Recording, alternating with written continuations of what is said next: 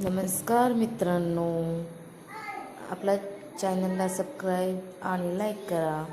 आता ह्या जी माऊली आहेत त्यांना दोन्ही डोळ्यानं दिसत नसून सुद्धा बघा चिकनची भाजी कशी करतात. आणि एका व्यवस्थित हळद टाकणे. आता टाकलेली आहे हळद. जी त्यांची पद्धत वेगळीच आहे, पण भाजीला खूप छान चव येते. मला या माऊलीचं खूप कौतुक वाटतं की बाबा त्यांना डोळ्याने दिसत नाही तरी पण किती छान पद्धतीनं करतात. आता हे आहे काय आहे की मसाला पुडी आहे वाटतं, मसाला पुडी टाकायला. म्हटलं आपण असं गेले होते मी घरी, म्हणलं करावं आपला व्हिडिओ, पण डोळ्यांना दिसत नसून सुद्धा एवढं करणं सुद्धा खूप मला अनोखं वाटलं. म्हणून मी व्हिडिओ केला आहे की बाबा आज आपण एवढ्याशा कारणासाठी कंप्लीट स्वयंपाकाला चिकनच्या भाजीला फोडणी द्यायला त्यांना अर्धा तास जातात, चापचत करतात. आता बघा त्या काहीतरी हुडकत होत्या. मी जरा व्हिडिओ फास्ट थोडा घेतला होता. काय तर मला बोलत मग मी म्हणत होते की बाबा तुम्ही खूप छान आमच्या ये ना. ते म्हणलं खूप छान. म्हणली काही करू नको तसं, म्हणले राहू दे म्हणले.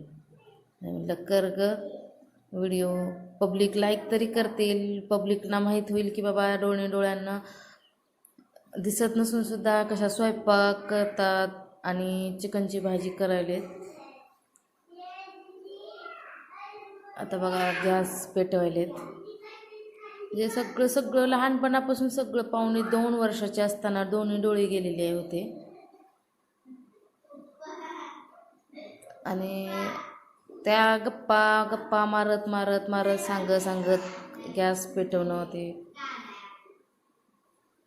म्हणजे सगळ्या गोष्टी शिकलेल्या आहेत की बाबा चिकनची भाजी करायची म्हणजे सगळा स्वयंपाक येतो. फक्त मेन चपाती, अशी पुरणपोळी, तळणमळ ह्या गोष्टी नाहीत जमत.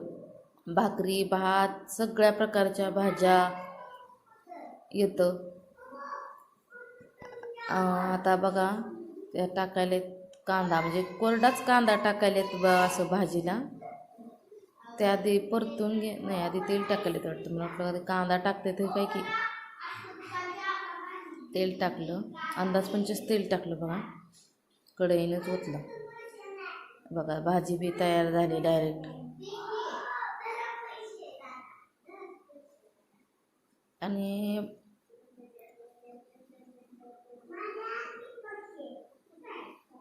बघा छान पद्धतीने भाजी मिठाची केलेली आहे. म्हणजे ते काय म्हणतात मिठाचा रस्सा. चिकन असल्यामुळे लगेच शिजतं ना, त्यामुळे ते आता बघा असा मिठाचा रस्सा ते काढून ठेवायलेत नुसता. घरात खूप आवडतो मिठाचा रस्सा, थोडं वाटी प्यायला, त्यामुळं काढायला लागलेत. आणि प्लीज मित्रांनो, अशा व्यक्तींसाठी तरी तुम्ही सबस्क्राईब आणि लाईक करा आणि शेअरही करा. बघा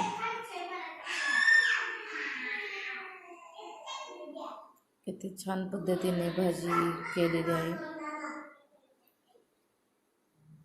आणि तुम्हाला जर पूर्ण असा व्हिडिओ मी एक दिवस ह्याला यूट्यूबला टाकल केलेल्या. आता ह्या